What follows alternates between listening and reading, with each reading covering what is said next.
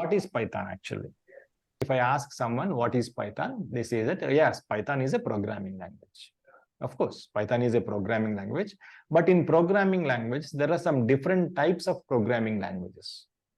Okay, so what type of the programming language the Python is?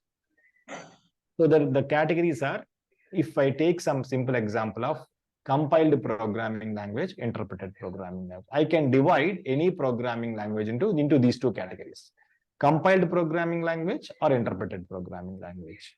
What is this compiled programming language? What is this interpreted programming language? How they are going to be differed?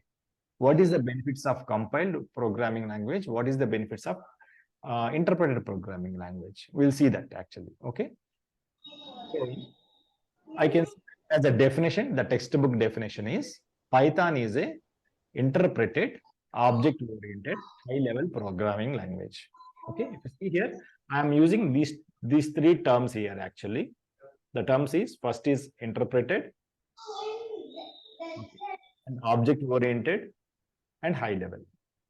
These are the three terms I am using. If someone asks you, what is Python? Python is a programming language. Everyone knows that. But what type of programming language the Python is means Python is an interpreted, object-oriented, high-level programming language.